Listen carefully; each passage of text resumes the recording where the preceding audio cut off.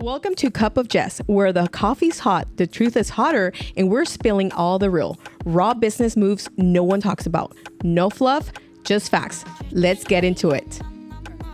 Hello, and we're back at a Cup of Jess, and I am so excited here today because I have a special guest, Chris Kelly, that technically he has been knowing me since years and years since I started, and you know kind of like the raw of Jess, right? So Chris, tell us a little bit about yourself for our audience. Absolutely. So Chris Kelly, I've been married for 21 years. I have two children, 26, about to be 27, and about to be 20 in August.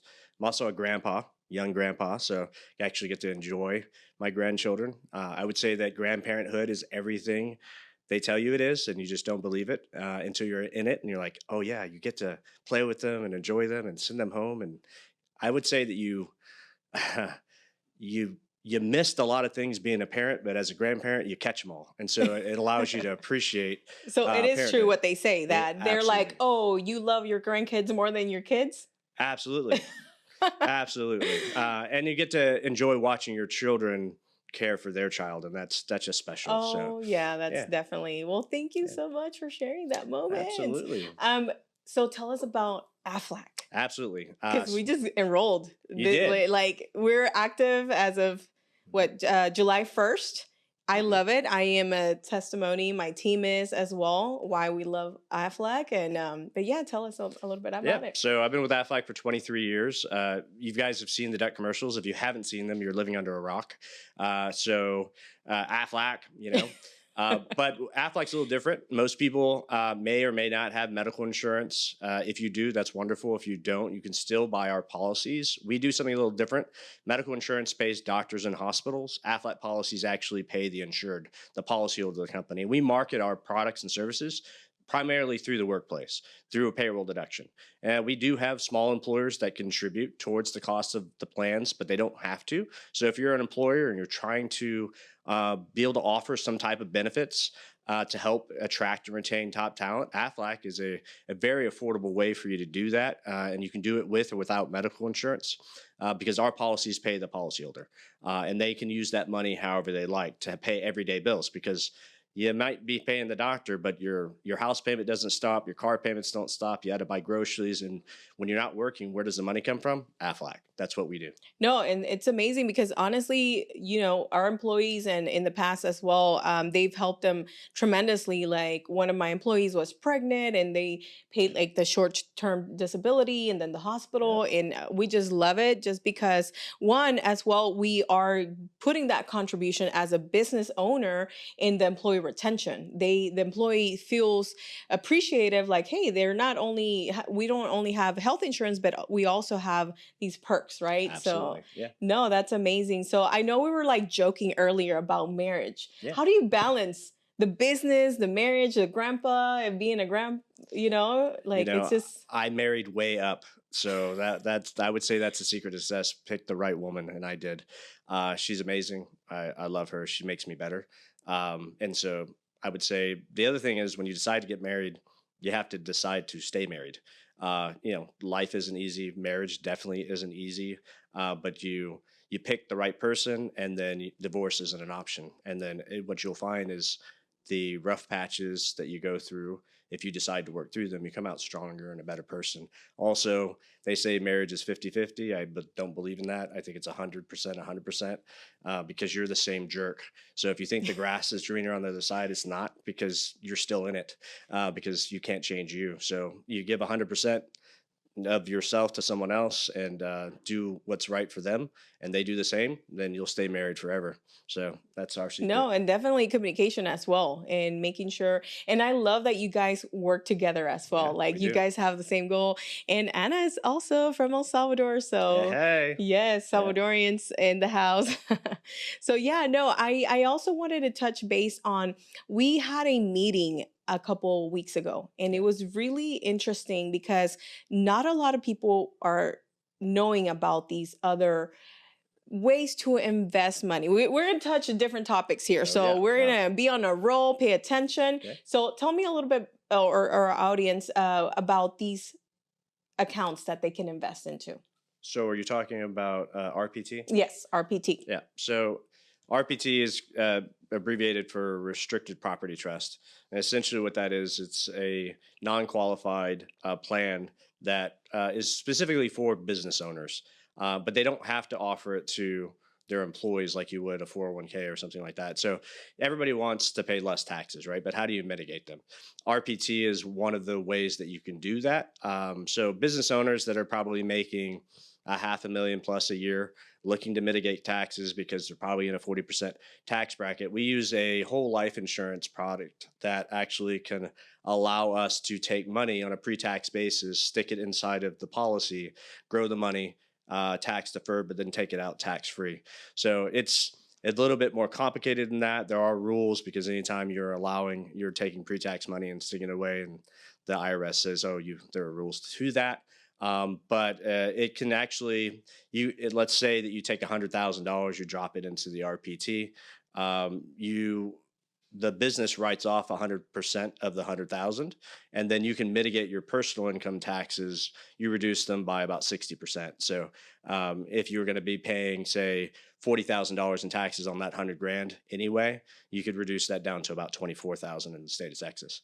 So and then you can do that for a period of time, and then you take the money out tax free. So it's not really a sexy vehicle, but it is a very stable vehicle to grow money. I would say if you were equating it to, if I told you you could take a CD and it was going to pay you 7.5% returns fixed, you would dump as much money in it as possible, right? This is the same type of vehicle. So if you have interest in that, we'd love to talk to you. No, absolutely. Talking about saving in taxes and tax planning, this is the best time to start looking into this because it is before the year ends. We don't want to have you come in April and be like, oh, what could I have done for me to like save in taxes? Well, there's different resources. So that is definitely one that we are looking into it. So if you are trying to invest or trying to find other resources, but like you said, Chris, this is like a long-term investment. It's nothing that you can just be like, okay, let me put my money in now and then try to pull it out, in a year or two. So it's just a long-term. It's about planning, right? Yeah. And mitigating the taxes on the way up while you're making lots of money, and then having tax-free income when you retire. That's hard to do, especially as a business owner. Even if you're taking pre-tax money and putting it away now, you're going to pay taxes later. And the thought is, well, I'm going to be in a lesser tax bracket. Will you? Maybe, maybe not. We don't know what the future holds for taxes in America. So to be able to have a portion of your retirement income, let's say, pulling out tax-free is going to be an important strategy and something that should be looked at for every business owner that's planning for the future. That is amazing. So talking about as a business owner, I know you are a business owner. How do you handle like life? You know what I mean? Like, it's just so hard to manage, right? Like, it's just, you have people that depend on you. You have a team because how many agents do you have in your? About 50. Yes. So you have to be like responsible and putting up training. So someone that is starting their business, what are your, what would you advise? For starting a business or just have a business and like how to balance everything? Well, how to balance. How to balance. Especially now that you have a business. Yeah. So, I mean, I think first off, hopefully you've picked something that you love, right? The business that you do is something that you're very passionate about and you love doing and you know why you're doing it. If you don't know why you're doing something and you're not passionate about it, it's really hard to have any joy to get up and go to work every day. I find that the way that I balance is that, I make priorities, right? So we take plenty of vacations, plenty of time with the family. I try not to work on the weekends. If I'm traveling, I never for me, I don't ever stop doing things.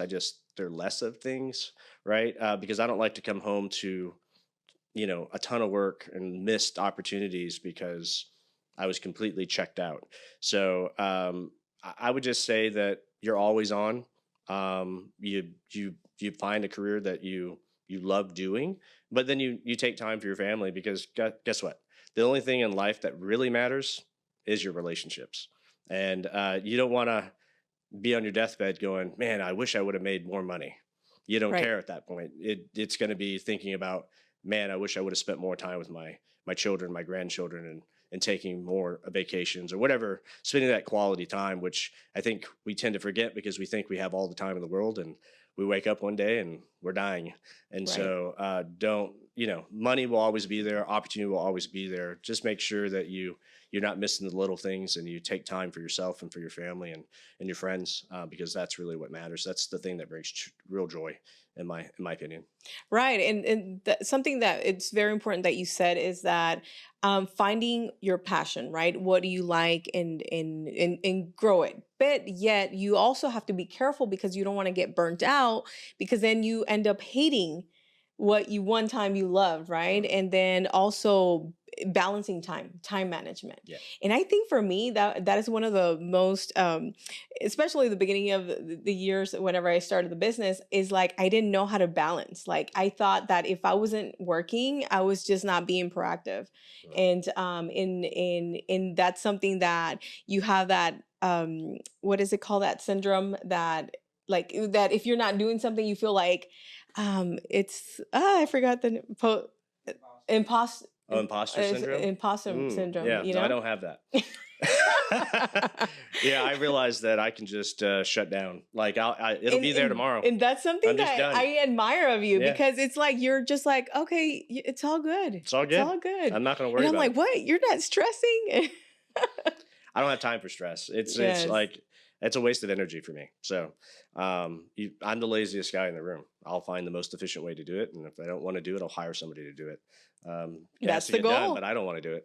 So Yes, no, absolutely. I mean, that, and then later on, you start learning, especially when your kids start demanding more time, and then you're ignoring me and all this. So that's when you realize, or if you have a life event, right? That, for example, me, like I had the biggest loss last year, which it was my grandma, and then it's like, but then yet did I spend enough time with her, and then it opens your eyes on trying to spend more time with your loved one, and like you said, relationships as well. But it's it's just funny to me because you're like, I am the laziest guy in the room.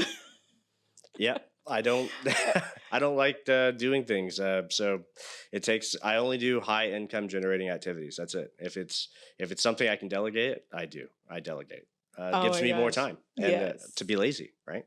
Another thing that I admire about you is the skydiving. Tell us a little bit about that part about you, because I've done it once, but I don't know if I could do it again. Well, I would tell you that everyone should do it at least once, especially if you're afraid. The best things in life, in my opinion, are on the other side of fear. And so for a lot of people, they're afraid of jumping out of a perfectly good airplane. I would tell you that it's exhilarating. It's actually not as scary as you think. After the first 3 seconds, it's like you and I sitting here talking. You actually don't feel. You were a instructor already, or I'm not like, an instructor. No, not yet. But No. you've done it so many times. Yeah, though. I've done it over Like, 100 times. Over 100 Yeah, times, which is not really a lot compared to what a lot of people do. There's people that have thousands and thousands of jumps. I just, for me, I enjoy doing it. I actually haven't done it in a while. My daughter wants to get into it, so maybe we'll go do it together. But it's one of those things that I did for a while, but it's kind of a time commitment. So like I'll go on a Saturday, but if you go, I'm getting there at like 7 a.m. I'm trying to jump 5-6 times. And then I get back at like 4, and my wife picks up. Oh, you're live, good. And I realized that I was spending a whole day doing something that I liked, but without my family. And so it was a priority shift for me. And so I haven't really done it lately, just because my family's more important. No, right? that is powerful. Yeah. No, absolutely. But it is fun. I do recommend it. It's fantastic. It's like golf, really, because you're always trying to get better. And so, it doesn't matter how many times you do it, there's always new things to do, new skills, new that. And it's something you do by yourself or with other people. So yeah, I enjoy it. Yeah. Have you only done it here in the United States, or have you traveled to other? Only here. I actually really got this close to doing it in Mexico because the resort we were staying at, The airport is literally like next door. And then the skydivers were jumping and they were landing on the beach and they flew right over the hotel pool area. And I just wanted to be You're the like guy because tempted. all of my friends were there and I'd just be like, shh. And I was just like,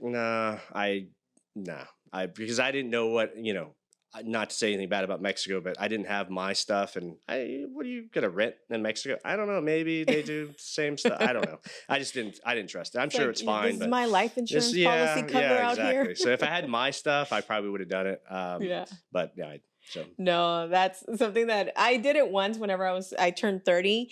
And like you said, it's something that you have to face your fear, right? And you're yeah. like, okay, let's do it. But then now I say, I don't know if I would do it again just because I have 3 kids. And then my mom is like, you don't think about your kids. And then I don't know, it's just something that I mean, I would do it again and I would want to do it in another country. But like you said, it's like Well, I mean, Dubai or like something. the tandem stuff. If you're doing it with an instructor, I mean, yeah, it's probably the safest possible because they aren't going to die, so you're good. What about swimming with the sharks?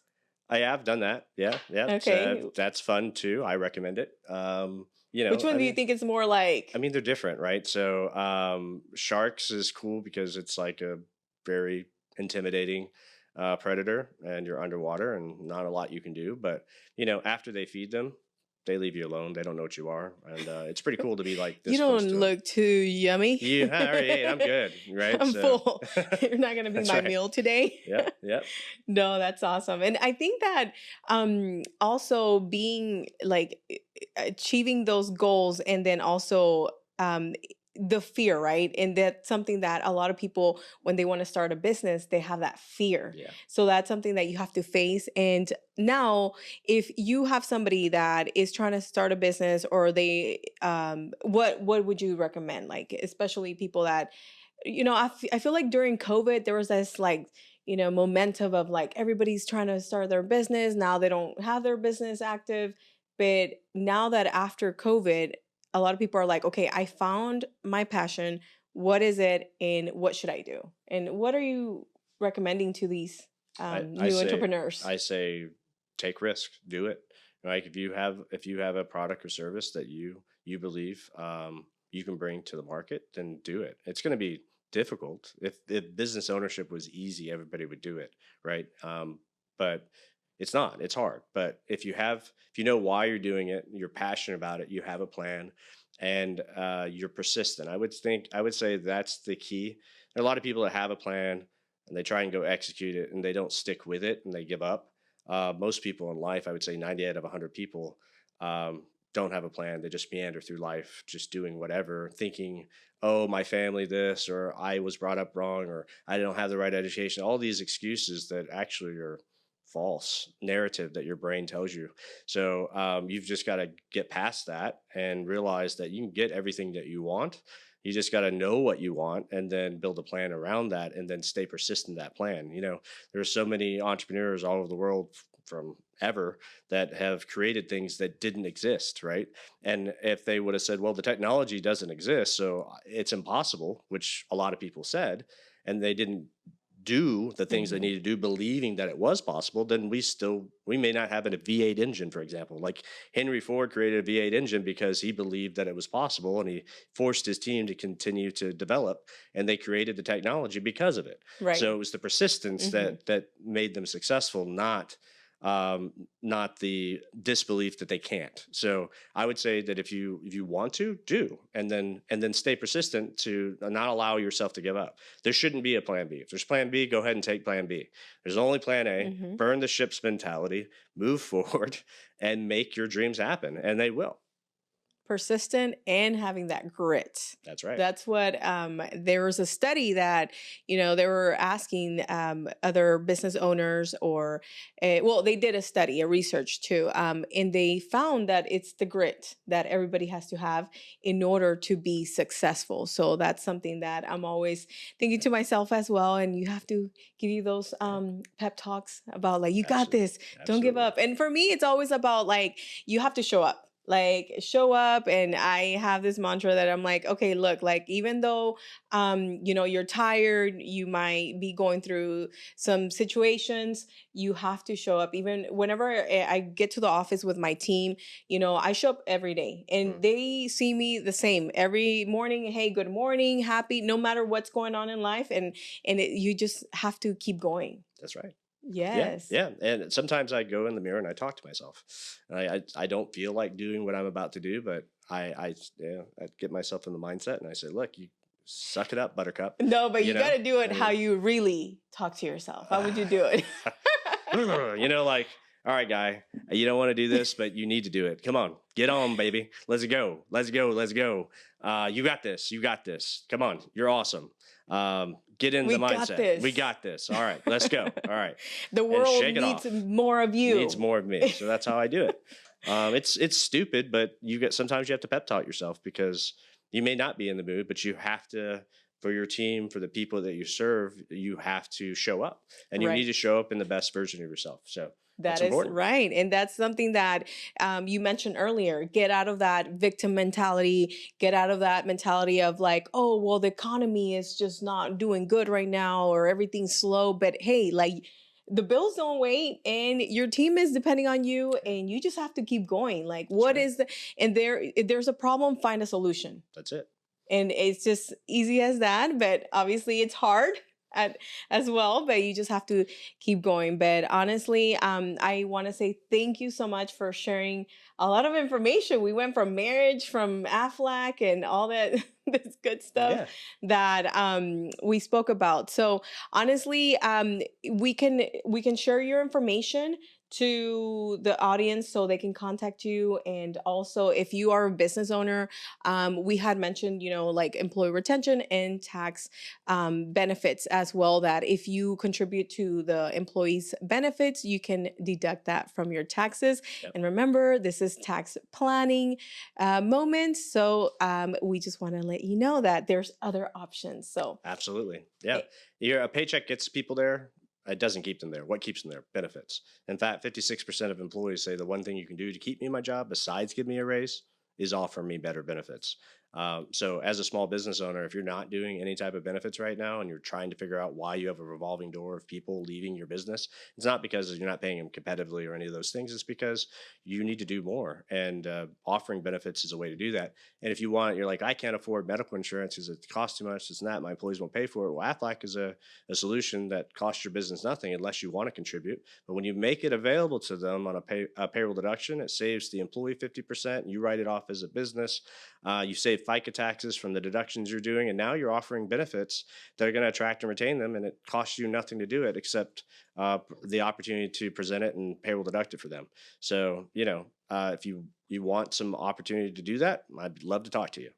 Yes, and to add on that too, I got it for my family. Why? Because I have kids that play sports. And there's this policy that is for accidents. Yeah, absolutely. So I am like, let me keep them here because you never know, especially with boys.